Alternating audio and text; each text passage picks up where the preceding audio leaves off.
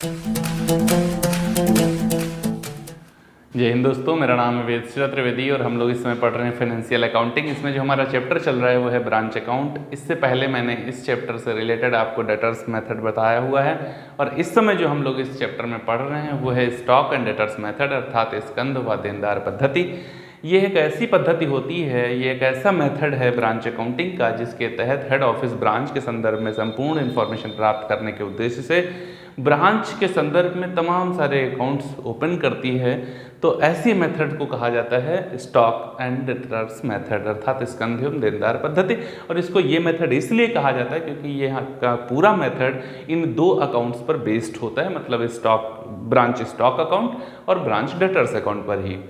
तो इस मेथड में भी मैंने दो कंडीशन बताई थी कि जब हेड ऑफिस अपनी ब्रांच को कॉस्ट प्राइस पर माल भेजता है तो उसका ट्रांजैक्शन कैसे किया जाता है, उसकी अकाउंटिंग कैसे की जाती है, और जब हेड ऑफिस अपनी ब्रांच को इनवॉइस प्राइस पर अर्थात कॉस्ट प्लस प्रॉफिट या कॉस्ट एंड प्रॉफिट पर माल भेजता है तो उसकी अकाउंटिंग कैसे की जाती है। तो पिछला वीडियो मैंने आपको दिया था जिसमें ये बताया था कि अगर हेड ऑफिस अपनी ब्रांच को कॉस्ट प्राइस पर माल भेजता है तो वो 5 अकाउंट कौन कौन से हैं और कैसे उनको तैयार किया जाता है। आज मैं आपको बताने वाला हूं कि अगर हेड ऑफिस अपनी ब्रांच को इनवॉइस प्राइस पर अर्थात कॉस्ट प्लस प्रॉफिट पर या कॉस्ट एंड प्रॉफिट पर माल भेजती है तो उसके लिए अकाउंटिंग कैसे की जाती है और क्या कुछ अलग नियम होता है।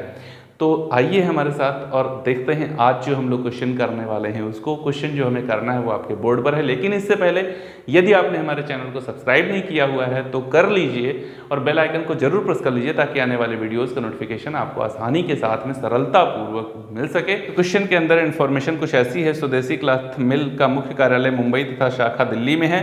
शाखा केवल देनदार खाते रखती है और संपूर्ण रोकड़ प्राप्ति को मुख्य कार्यालय के बैंक खाते में क्रेडिट में जमा करती है।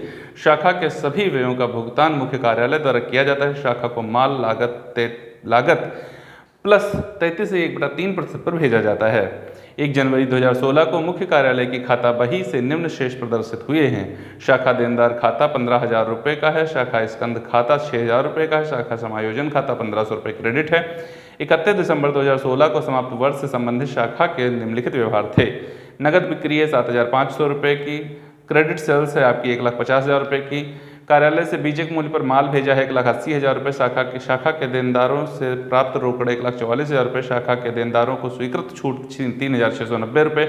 मुख्य कार्यालय द्वारा भुगतान किए गए शाखा के व्यय 37,500 रुपये। 31 दिसंबर 2016 को शाखा के पास बीजक मूल्य पर अंतिम स्कंद 28,500 रुपये का था। आप मुख्य कार्यालय की पुस्तकों में निम्नलिखित खाते तैयार करें: शाखा स्कंद खाता, शाखा देनदार खाता, शाखा समायोजन खाता और शाखा लाभ हानि खाता। तो 4 अकाउंट केवल हमको बनाने हैं। आइए हम देखते हैं कि कैसे इन अकाउंट्स को तैयार किया जाएगा। तो देखिए, इस मेथड की जब बात करी जाती है तो ये 4, वैसे तो 6 अकाउंट बनाए जाते हैं इस मेथड में, लेकिन हमसे इस क्वेश्चन में 4 ही पूछे गए थे तो मैं 4 बना रहा हूँ। Otherwise goods send to branch account और ब्रांच एक्सपेंस अकाउंट अलग से बनाया जाता है, लेकिन हमसे नहीं पूछा गया था तो उसको हम लोग इसमें नहीं बना रहे हैं उसको। जब बात करी जाती है यहाँ पर ब्रांच स्टॉक अकाउंट की, और इससे पहले जो क्वेश्चन दिया था उसमें जब ब्रांच स्टॉक की बात करेंगे, दोनों के ब्रांच स्टॉक अकाउंट में थोड़ा सा अंतर होता है। जब हम लोग कॉस्ट प्राइस वाले माल की बात करते हैं, जब हेड ऑफिस अपनी ब्रांच को कॉस्ट प्राइस पर माल भेजता है, इस कंडीशन में जो ब्रांच स्टॉक अकाउंट बनाया जाता है उसी में प्रॉफिट का निर्धारण कर लिया जाता है। डेबिट में अगर डिफरेंस आया तो उसको डिफरेंस आता ही है, चाहे डेबिट आए चाहे क्रेडिट आए। डेबिट में आएगा तो 2 पीएल अकाउंट और क्रेडिट में आएगा तो बाई ब्रांच पीएल अकाउंट लिखा जाता है। डेबिट में 2 ब्रांच पीएल अकाउंट का मतलब होता है ग्रॉस प्रॉफिट और क्रेडिट में बाई ब्रांच पीएल अकाउंट का मतलब होता है नेट लॉस या ग्रॉस लॉस।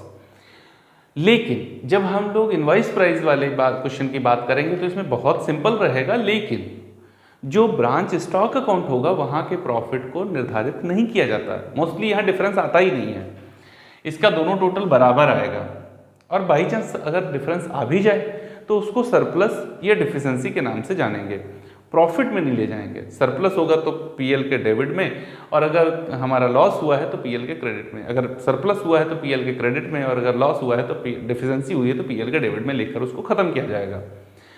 पहली चीज़ है और सबसे महत्वपूर्ण कि इसमें डिफरेंस मोस्टली होगा ही नहीं। तो चलिए देखते हैं कैसे इस क्वेश्चन को सॉल्व किया जाएगा। सबसे पहले ब्रांच स्टॉक अकाउंट बनाना है तो इसकी स्टार्टिंग ही हमारी ओपनिंग स्टॉक से होती है। तो to balance BD opening stock है हमारा 6,000 रुपये का। ये सब हमारा इनवॉइस प्राइस पर है। ओके, और इनवॉइस प्राइस क्या है अभी चलो आगे बात करेंगे उसकी। उसके बाद में हेड ऑफिस को माल भेजा है, कितना माल भेजा है, क्या कार्यालय से बीजिक मूल्य पर माल आया है 1,80,000 रुपए का। तो to goods send to branch 1,80,000 रुपए। ओके, फिर आगे चलिए, देखो क्या माल बिका। हाँ, नगद बिक्री भी हुई है 7,500 रुपए की और उधार बिक्री भी हुई है 1,50,000 रुपए की। तो by cash account 7,500 by branch debtors account 1,50,000, ये उधार में माल बिका है। उसके बाद में चलिए देखिए क्या कुछ अन्य व्यवहार हुए हैं, माल इधर से उधर कहीं कुछ आया गया नहीं हुआ, ऐसा कुछ नहीं हुआ है। क्लोजिंग स्टॉक है हमारा 28,500 रुपये का। ओके, तो बाई बैलेंस CD 28,500 रुपये। टोटल करिए, बराबर हो गया होगा संभवतः, तो इसका टोटल करिए कितना आएगा। यहाँ देखो 5,5,0 हो गया, 2 0 कॉमन मिल गए। उसके बाद में 5,5 10 का 0 हो गया, 7 1 8 8 और 8 16 हो गया, 5 2 7 1 8 हो गया, और यहाँ पर ये 1 हो गया। 1,86,000 रुपये टोटल हो गया, और यहाँ का भी टोटल हमारा 1,86,000 रुपये ही है। तो देखिए ब्रांच स्टॉक अकाउंट में ना तो मुझे सरप्लस हुआ ना तो मुझे डिफिशेंसी हुई, बात खत्म हो गई। अब चलते हैं ब्रांच डेटर्स की ओर। तो ब्रांच डेटर्स अकाउंट जब बनाएंगे तो इसका भी ओपनिंग बैलेंस है। ओपनिंग बैलेंस सबसे पहले इधर लिख लिया जाएगा, to balance BD। Opening debtors कितने थे देखिए क्वेश्चन के अंदर, तो ओपनिंग डेटर्स हैं आपके 15,000 रुपये। 15,000 रुपये के ओपनिंग डेटर्स ले लिया मैंने। उसके बाद में उधार बिक्री, ये देखो, तो ये यहाँ पर पोस्ट होती है आके टू। पिछले क्वेश्चन में बता चुका हूँ एंट्री के साथ में कि क्यों ऐसा हुआ था। अगर आपको ज़्यादा डिटेल में समझना तो पिछला वाला वीडियो देख लीजिए, वहाँ एंट्री के साथ बताई थी पोस्टिंग कैसे की जाती है। तो डेबिट साइड में यहाँ बताया क्या था, इसमें भी देख लीजिए आप। यहाँ पर देखिए बाई ब्रांच डेटर्स अकाउंट लिखा हुआ है, इसका मतलब एंट्री क्या हुई है, branch debtors account debit to branch stock account. तो ब्रांच स्टॉक अकाउंट बनाते समय क्रेडिट पोस्टिंग किया है, ब्रांच डेटर्स अकाउंट बनाते समय डेबिट पोस्टिंग करेंगे। लिखेंगे क्या, to branch stock account, branch stock account कितना, 1,50,000। डेटर्स से मिल कितना गया है, तो 1,44,000 रुपये डेटर से मिला है। बाय बैंक अकाउंट 1,44,000 रुपये। उसके बाद में देखिए क्या है, डेटर्स को छूट दी है, तो बाई ब्रांच एक्सपेंस अकाउंट, ये कितना है, 3,690 रुपये है। 3,690 रुपये है। अब देखिए क्या कुछ और आगे हुआ है डेटर्स के संदर्भ में, जी नहीं हुआ नहीं है। तो क्लोजिंग डेटर्स का बैलेंस निकाला आएगा, यहाँ पर डेबिट का टोटल करेंगे, क्रेडिट में अंतर निकालेंगे, जो अंतर आएगा वो हमारा क्लोजिंग डेटर्स हो जाएगा। यहाँ टोटल करिए, 15 10 60 और 5 65, 1,65,000 रुपये। 1,65,000 रुपये।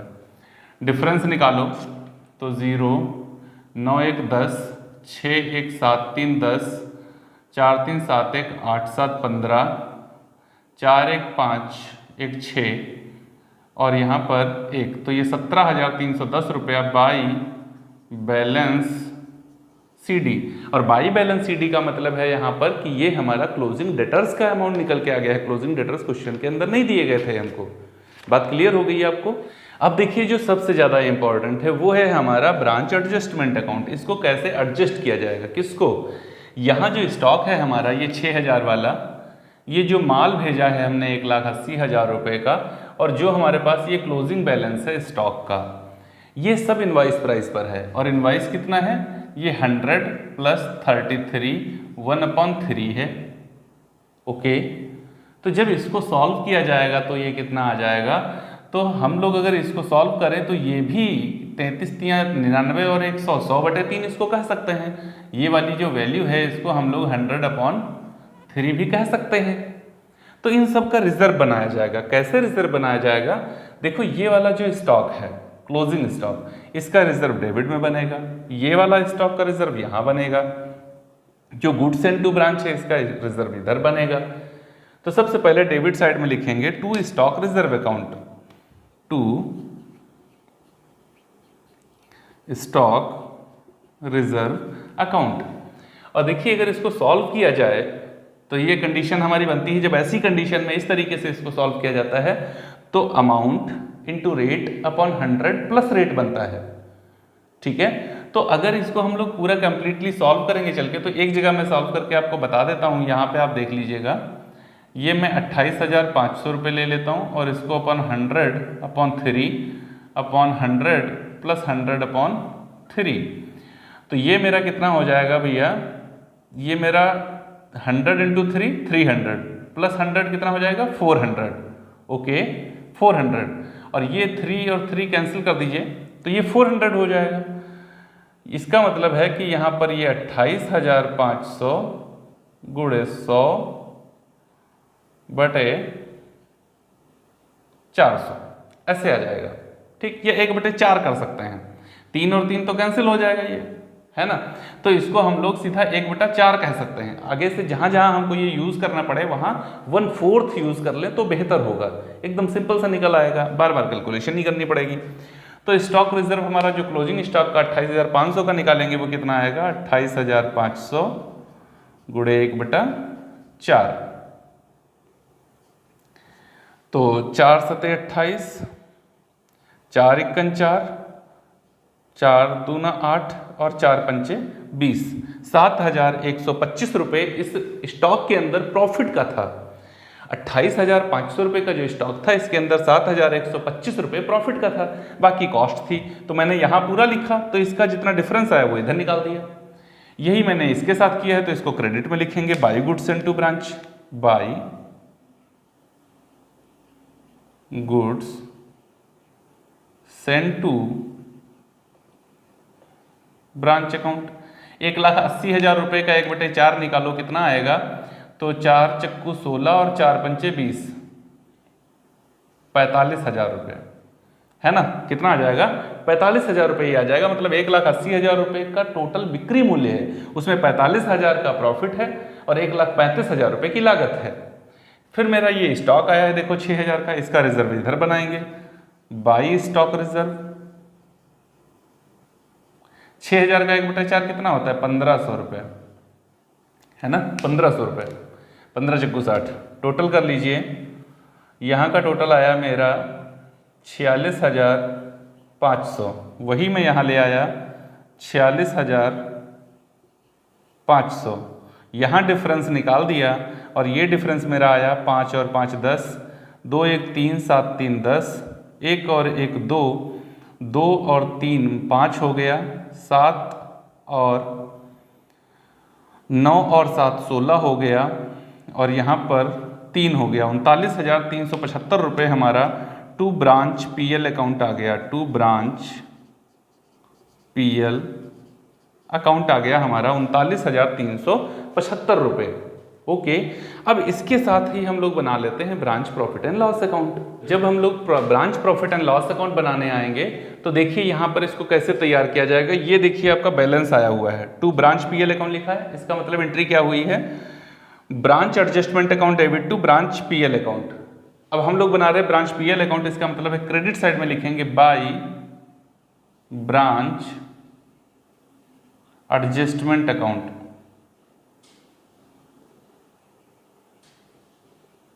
कितना, 39,375, 39,375, ठीक है। फिर उसके बाद में यहाँ घूम आइए, देखिए ये देखो आपका branch expense account. Branch expense चूंकि मैं बना ही रहा हूँ तो ये सीधा बैलेंस पीएल में ले लिया जाएगा, अदरवाइज ये बैलेंस ब्रांच एक्सपेंस में जाता और ब्रांच एक्सपेंस का बैलेंस यहाँ आता, तो वो बना नहीं रहा हूँ तो ये सीधा यहाँ आ जाएगा। To branch debtors account, debtors account ये है 3,690 रुपये का। उसके बाद में हेड ऑफिस अपने ब्रांच के लिए कुछ खर्चे करता है, वो क्वेश्चन के अंदर दिए गए होंगे। ये खर्च करती 37,500 रुपये। तो टू ब्रांच एक्सपेंस अकाउंट ये कितना आ जाएगा? वैसे ये ब्रांच डेटर्स नहीं होगा, ब्रांच एक्सपेंस ही होगा, क्योंकि डेटर्स से तो वहाँ ट्रांसफ़र हो जाता है। तो ये टू ब्रांच एक्सपेंस अकाउंट होगा, है ना। वो अकाउंट बनाए ना बनाए, आप ट्रांसफ़र इसी में करेंगे। तो टू ब्रांच एक्सपेंस अकाउंट, अब ये कितना आएगा? ये है 37,500 रुपया। अब देखो 37 कितना होएगा भैया? 40 हो जाएगा, और इधर का 39। इसका मतलब है कि इसमें प्रॉफिट नहीं है, लॉस निकल के आएगा नेट वाला। तो यहाँ का टोटल करेंगे